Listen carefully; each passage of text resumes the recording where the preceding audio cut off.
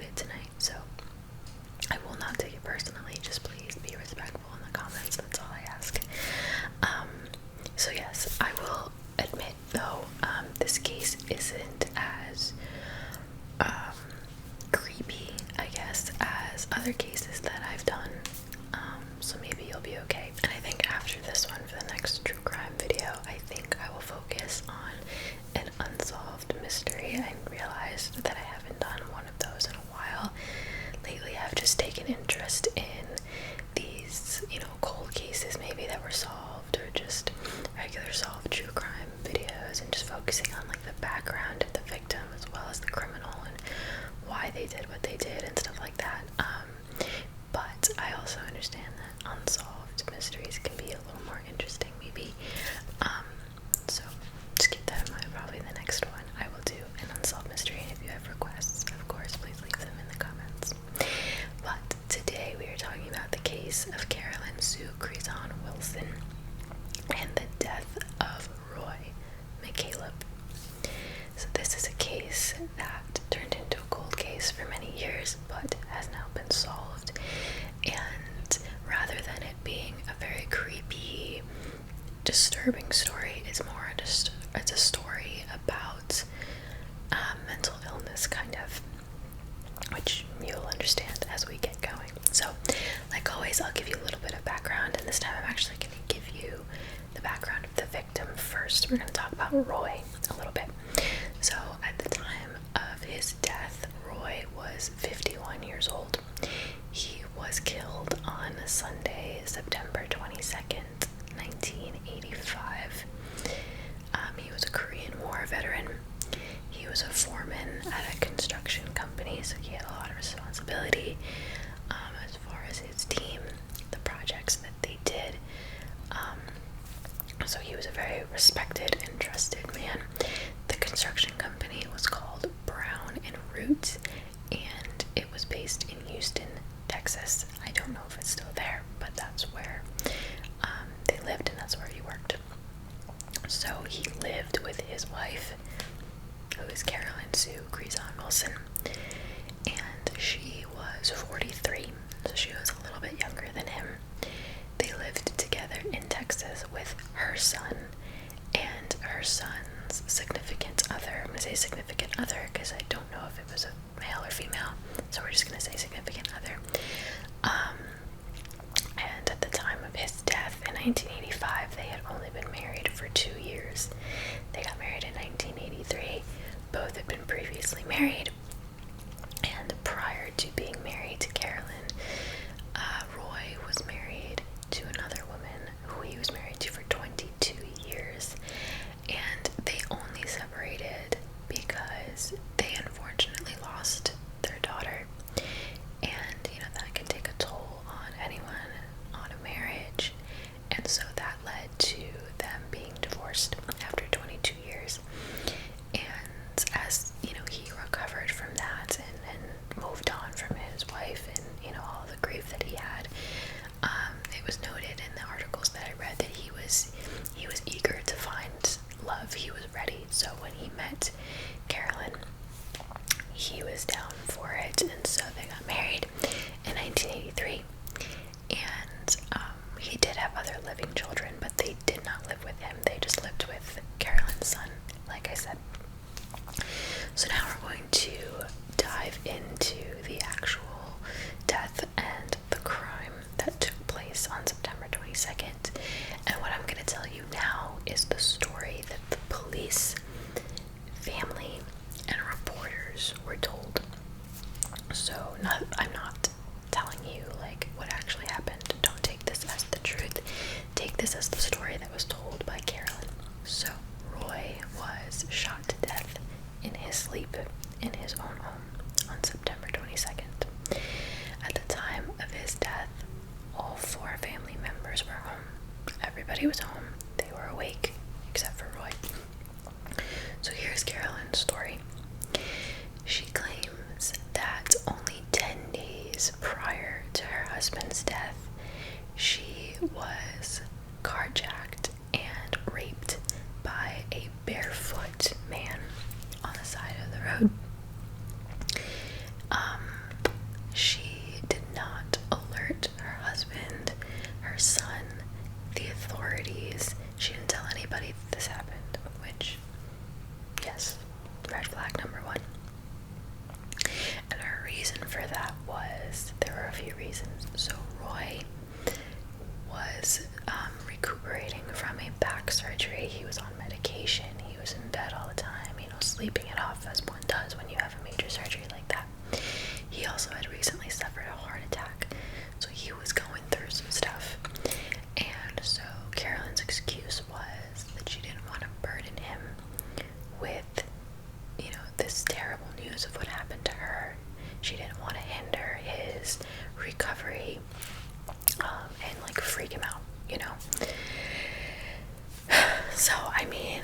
yes, that could be true, but also if you go through a traumatic thing like that, I don't know. I think that's red flag number one, in my opinion. So, according to Carolyn, the man who had got away from her 10 days prior, 10 days, had found out where she lived, walked into the house as it was unlocked, she says, and again saw her, held her at knife point, as she said previously happened a few days prior, and assaulted her again. So then she claimed that he had found that she had a .38 caliber revolver under her pillow. Now here's the thing with this part of the story. What was she, like, he couldn't have known right away that she has a gun under her pillow and like went straight to the pillow and got the gun. Like, he would have had to done some searching. So I'm just wondering what she would say she was doing during that time. So he found her .38 caliber revolver, and she says that he grabbed it, went over to where Roy was sleeping, and shot him. Which again, like, if he had it out for Carolyn, wouldn't he have shot her? I'm just pointing out like the little flaws in her story that just don't make sense to me. But this was her story, and she was sticking to it. She then claimed as he was getting ready to leave the house, because I guess he was going to leave her unharmed after assaulting her and killing her husband. He was just going to leave her there. She says that they collided. She like bumped into him, which caused him to drop the gun. She grabbed the gun and fired 2 shots after him. She didn't say, or I didn't find whether she claimed that she actually shot him or not, but he did get away. So after this happened and she saw that her husband was dead, the man was gone, she walked out of her house. She had his blood on her nightgown.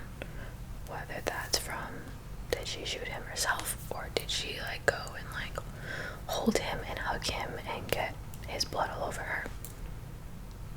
That was a big question. But she walked out of the house with his blood, and her family, friends, neighbors, they claimed that she walked out very calmly and just told them what happened. But her demeanor was like she was not freaking out. Nothing. And a couple people were like, weird. Because if your husband just got shot, 2, you were repeatedly assaulted from a man who assaulted you just 10 days before and found out where you lived, I would be on the floor hyperventilating. I don't know about you. So that was another big red flag. And Margaret McCaleb, which was a relative of Roy's, I pulled a direct quote from her, and she said she just sat in a chair and just started talking about it as calmly as I'm talking to you. She went home and took a shower. That set off alarms with me. So there was no lead on this story. No one could, find the man. Nobody knew what happened. Police didn't really have any leads. So days without a lead turned into months, which turned into years. Obviously this happened in 1985. And Roy's daughter Pam, she was like on it, because the investigation was open, the case was open, but there were just no leads. So his daughter Pam called the DA's office, who was assigned to the case, at least once a year, if not more, to get an update on the case, on their leads, and there was never anything to go off of. So many years passed. Over 20 years had passed until Carolyn was arrested as a suspect in the case, and we'll get to how they kind of connected everything together and named her a suspect. So the murder happened in 1985, and she was not a suspect and arrested until 2008. But wait, there's more. So here are all of the red flags and suspicions around Carolyn that led them to naming her as a suspect. So one, she did say that the man walked into the house because it was unlocked, but police also made the observation there was no sign of forced entry, and I think by that they mean like when he came in and first saw Carolyn, like if she struggled, if she tried to get away, like nothing was out of place. There was no sign of any struggle at all near the door, anywhere. So there was no sign of that. And now keep in mind, the son and his significant other were home. The son claimed that he didn't hear anything, and the partner did nothing as well. And so people have asked the question, is her son trying to like protect her by saying that he has no idea what happened, whatever. If a man runs into your house and assaults someone, and like you're gonna hear things, you're gonna hear struggles, you're gonna hear falling, you're gonna hear banging, and then also I'm not very clear on like he didn't hear anything, so he didn't hear gunshots. Like that's impossible, so that's just sus. And as I mentioned before, her demeanor was that of a very calm person who did not just go through this dramatic experience, which I feel like I say in almost every one of these true crime videos. Like they're just unaffected, these people. So now here's the big one. So before Roy had died, Carolyn had taken 2 life insurance policies out on him, and together they totaled almost 200 grand. I think together they totaled $198,000. So the way that it works, if Roy dies, she gets that money. So hello, that's a big motive that could act as a motive for why she took her husband's life, if she in fact did. And now here's another like big thing. Before Roy, Carolyn had been married to 6 different men. 6 men. She actually also married again after Roy in, I don't know the year that she married this new guy, but I know that it didn't last, and they divorced in 1990. And one of those marriages actually overlapped with her marriage with Roy. So she was married to 2 men at the same time, legally. And in 1986, a year after he died, she was actually charged with bigamy, which is, the crime of being married to 2 different people at once. But that case was dismissed. So yes, she had been married, so in total, that's 8 men. And one of her ex-husbands who was interviewed, he was very clear on the fact that she is money hungry. He said like that was like always a big thing in her mind. And I read in one of these articles that he said like when he first met her, she was amazing and they were so happy. And then they lived together, they got married, they had kids, and he was like, she completely turned crazy. Like he saw her for what she was really like, and like money. So shortly after Roy's death, you bet Carolyn tried to collect that money, and Roy's kids were like, no, his living children, they were like, no, you're sus. Like they put up a fight, especially Pam. I really like her because she was like on it, like defending her dad's, everything. So they were like, no, they protested, and authorities alerted the insurance company that Roy's death was, a murder investigation, and they were not to give any money out yet. So she didn't get the money right away.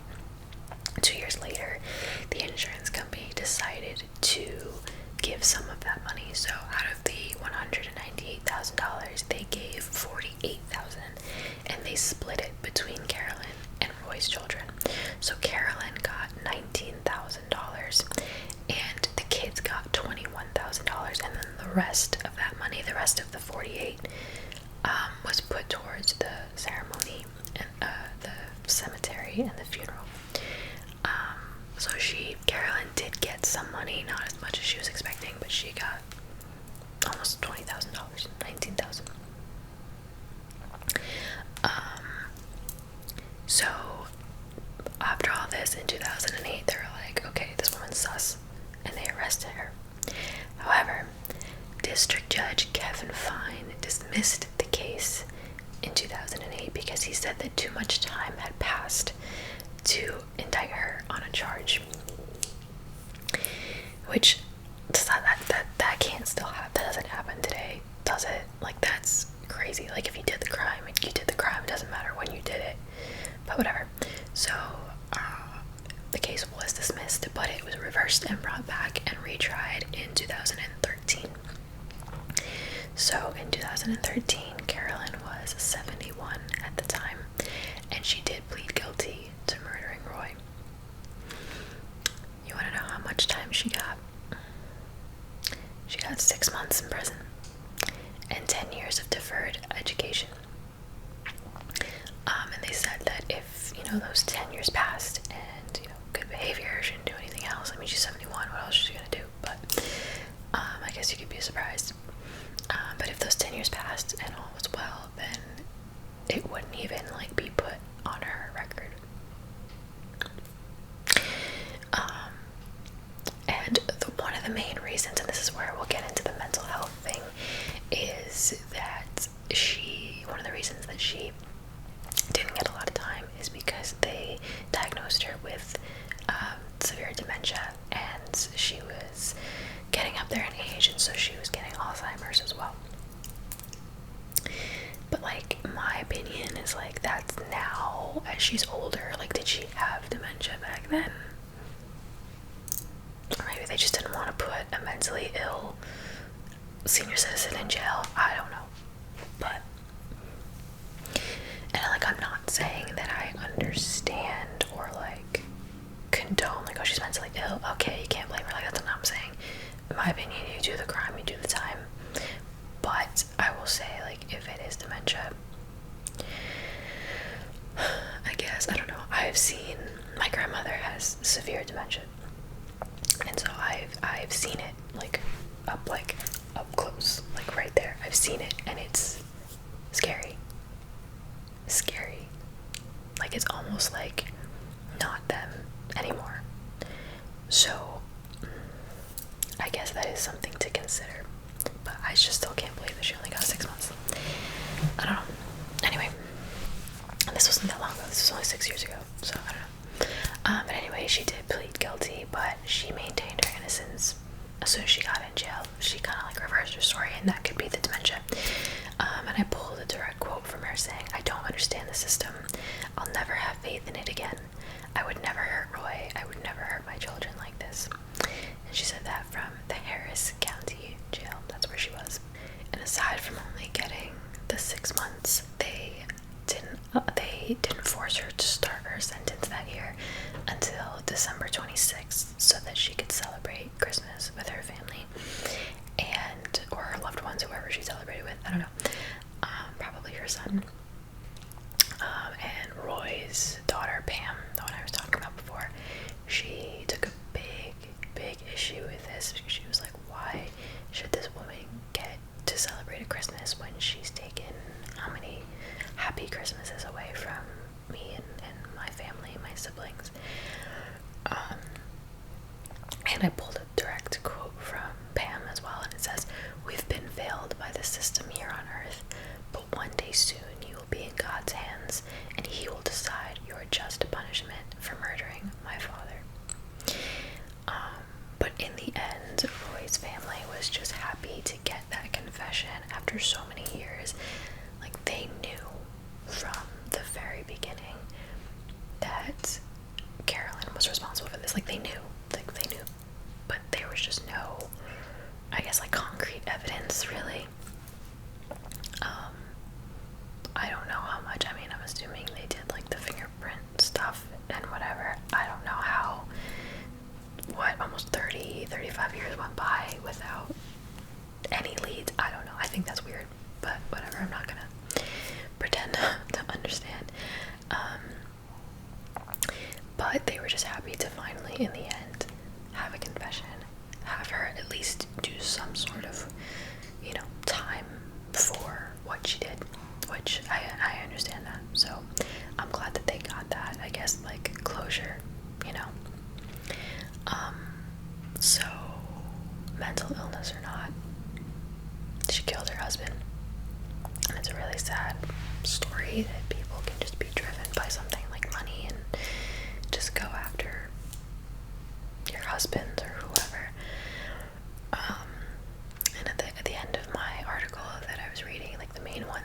used